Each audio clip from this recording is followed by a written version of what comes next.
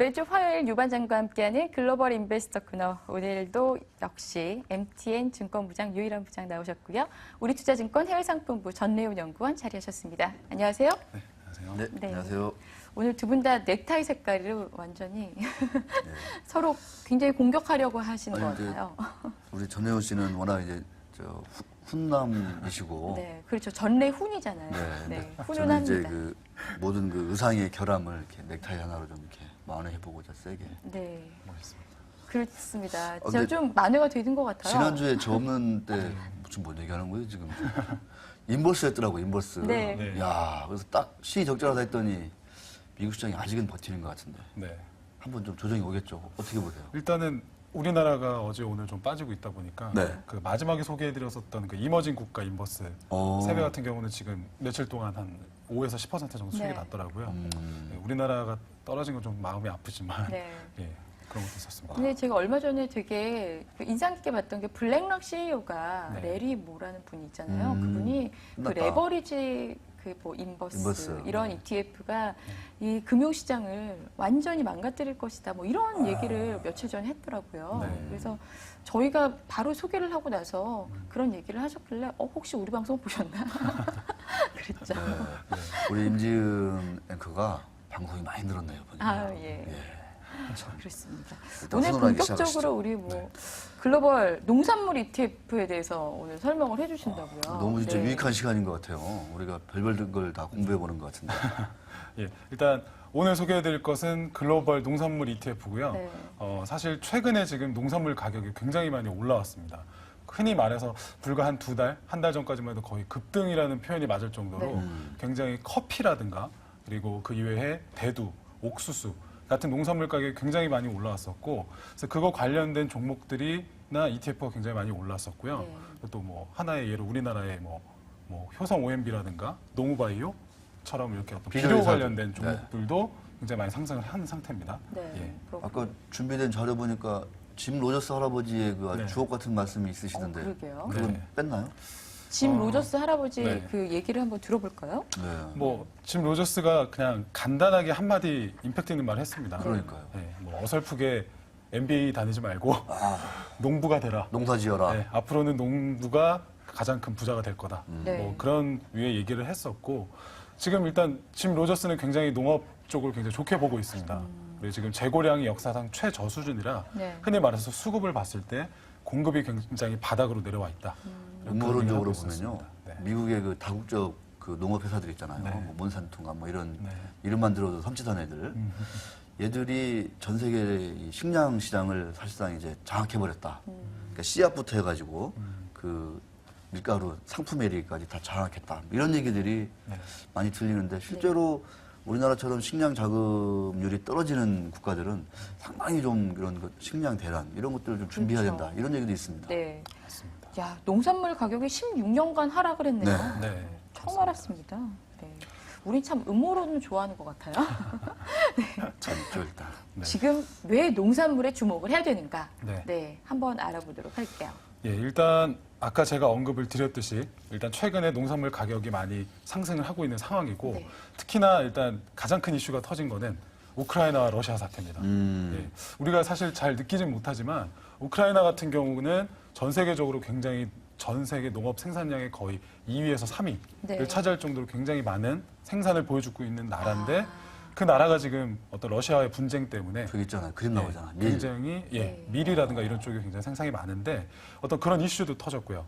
그리고 두 번째 어떤 큰 이슈를 지켜봐야 될 건 앞으로 엘니뇨 현상입니다. 네. 올 여름이 가장 덥다는 얘기는 아마 들어보셨을 겁니다. 그래서 벌써 뭐 관련된 국내 주식들도 많이 올라가고 있는 걸로 알고 있는데 네. 예. 그림이 저건 뭔가요? 예, 저게 지금 나오고 있는 게 바로 엘니뇨 현상에 대해서 그림이 나와 있는 건데 고등학교 뭐, 때 예. 지리 시간에 많이 봤던 그림이에요.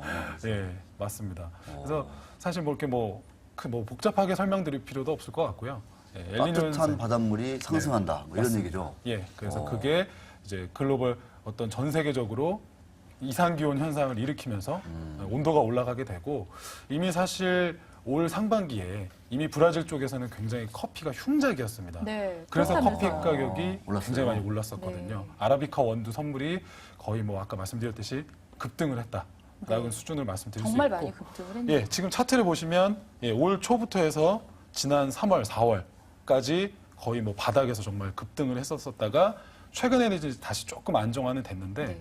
아까 말씀드렸듯이 이제 여름이 다가오고 있습니다. 예, 그래서 엘니뇨 현상과 이제 맞물려서 농산물 가격이 한 번 더 다시 반등을 주지 않을까라고 네. 생각해서 지금 타이밍이 조금 농산물 투자하기에 적합하지 않나라고 생각을 하고 있습니다. 아, 커피가 지금도 비싼데 더 비싸질까 걱정이 되네요. 네. 그리고 저는 많이 엘 안 니뇨 먹어서. 이후에 라 니냐라는 게 또 온다면서요. 네. 이건 또 뭔가요? 그것도 뭔가요?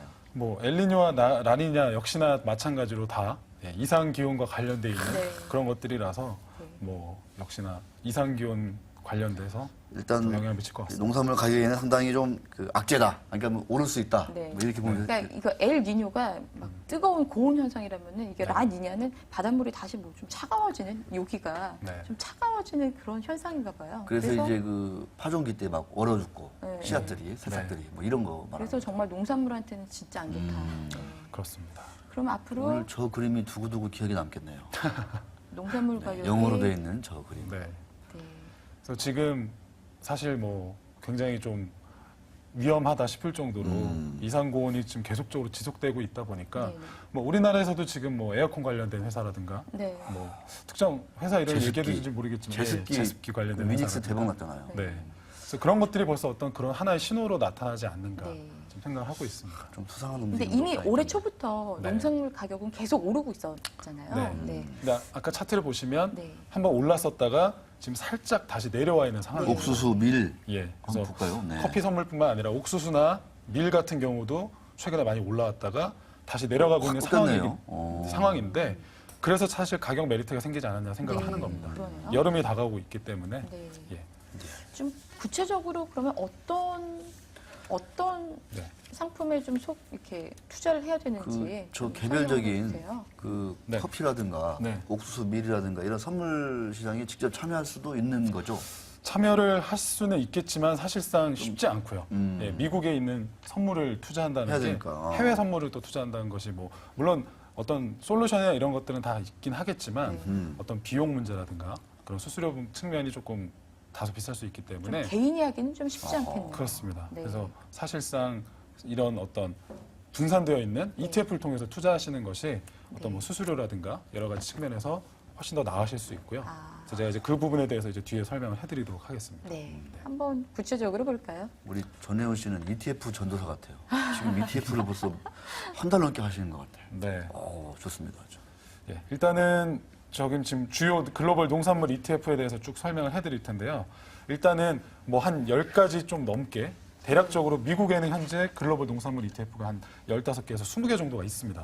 근데 일단 그 중에서 지금 화면에서 보고 계시는 첫 번째 MOO와 DBA, DBA. RJA 이 3개 정도가 보통 가장 대표적으로 매매가 가장 많이 되고 있고요. 네. 시가총액도 크네요. 그렇습니다. 일단은 그 순서대로 보여드린 건데 첫 번째 MO 같은 경우는 시가총액이 약 한 3조 1천억 정도 되고 거래량도 평균 한 64만 주 정도.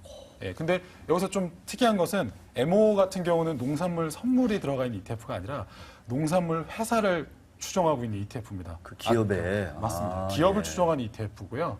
그 다음에 그 밑에 있는 DBA가 사실 가장 대표적인 농산물 ETF입니다. 그래서 뭐 시가총액도 한 1조 5천억 원 정도 되고 그리고 거래량도 뭐 3개월 일평균 거래량이 약 97만 주. 그래서 그 우리가 알고 있는 옥수수 선물, 커피 선물 그런 15개 정도의 선물이 편입되어 있는 게 바로 DBA입니다. 그래서 네. 제가 좀 뒤에 이제 설명을 좀 해드리도록 하겠습니다. 네. 이게 보니까 배당은 없네요. 예, 배당 같은 경우는 MO 같은 경우는 이제 회사들로 돼 있기 기업이니까 때문에 있을 요거는 거고. 배당이 있는데 네. 그 이외의 것들은 농산물 선물이기 때문에 선물 배당은, 투자니까. 예, 네. 없습니다. 배당은 없죠. 그렇군요. 네, 글로벌 대표 농산물 회사 네. 네. 추종 ETF 네. MOUS. 예, MO에 대해서 좀 소개를 해드리겠습니다. 네. 일단 MO 같은 경우는 마켓 벡터스 어그리 비즈니스 ETF라고 하는데 이제 마켓 벡터스라고 하는 운용사에서 운용을 하고 있는 대표적인 ETF고요. 여기 보시면 상위 구성 종목에 나와 있는 게 이제 티커로 써져 있는데 뭐 첫 번째는 뭐 다소 생소하실 거고 두 번째 MONUS가 바로 몬산토입니다. 저게. 예, 몬산토가 한 2위 정도 편입 비중이 돼 있고요. 그다음에 그 밑에 DE가 디어 그리고 뭐 오른쪽에 ADM 같은 경우는 아처 데니얼스모라고 하는 그 회사이고, 회사이고. 그 밑에 6316 같은 경우는 일본 회사 같은 JP. 될 수 있고, 예, 그래서 이렇게 주로 미국 종목들이 사실 대부분 거의 한 72% 네. 비중을 차지하고 있습니다.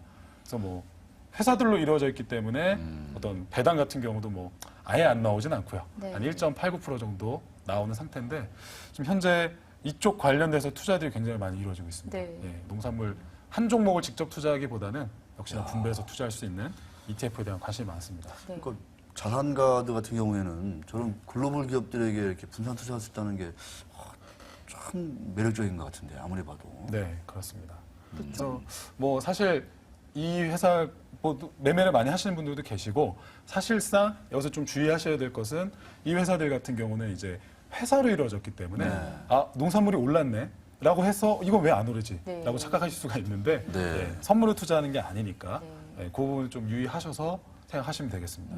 MO. 네. 가장 이게 좀 ETF 같은 경우는 거래량이 좀 굉장히 중요할 것 같은데요. 그렇습니다. 거래량 같은 것들은 네. 어떻게 네, 아까 뭐 괜찮나요? 예, 거래량도 3개월 일평균 거래량이 64만 주라는 거였기 때문에 그러니까요. 평상시에 많을 때는 100만 주가 넘어갈 때도 있습니다. 그러니까 사실상 뭐 50만 주가 넘어간다고 하는 건 그만큼 어느 정도 시장에서 네. 어떤 거래량이 받쳐준다는 얘기고요. 네.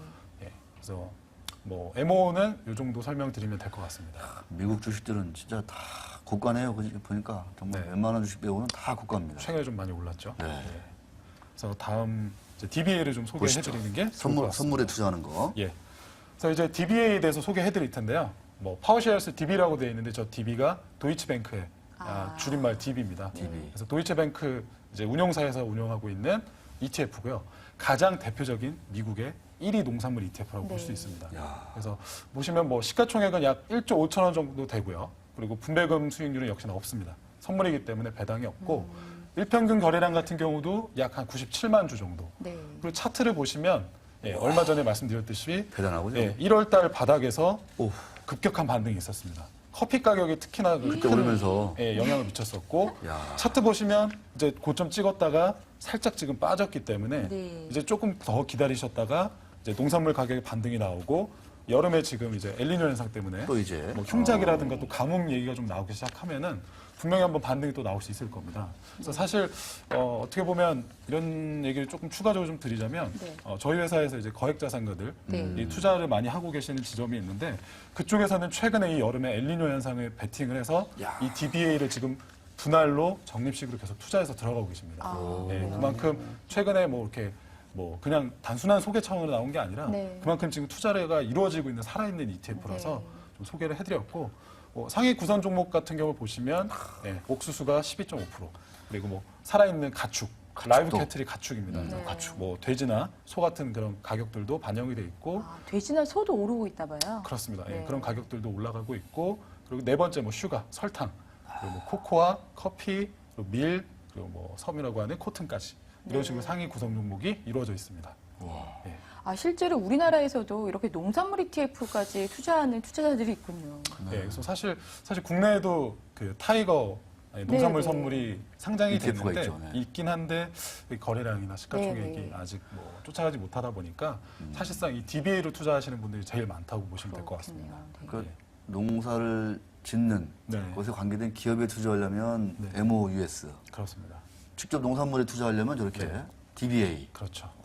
근데 이제 항상 제가 말씀을 드리지만 오늘 제가 소개해드린 농산물 ETF 같은 경우는 모멘텀 투자입니다. 그러니까 흔히 말해서 좀 리스크가 있을 수 있다는 네. 얘기죠. 타이밍에 혹시나 이 사실 미국이나 전 세계적으로 봤을 때 이 커머디티 이런 어떤 농산물이나 원자재 투자하는 게 사실 가장 위험이 큰 네, 네. 투자입니다. 그렇기 때문에 반드시 투자를 하실 때 꼭 유념을 하셔야 되고 기왕이면 저는 적립식으로 투자하시는 걸 좀 권해드리겠습니다. 적립식으로요? 네. 모멘텀 투자인데 적립식으로 하라는 예, 사실 말씀이군요. 모멘텀이긴 하지만 네. 뭐 어떻게 될지 모르기 때문에 베팅을 하는 것도 중요하겠지만 기왕이면 좀 리스크를 줄이기 위해서 네. 적립식으로 모으시다가 뭐 타이밍이 왔다 싶으면 더 과감하게 투자하셔도 될 거고 리스크가 있다는 점을 제가 한번 짚어드린 네, 겁니다. 지난주에 이어서 이번에도 네.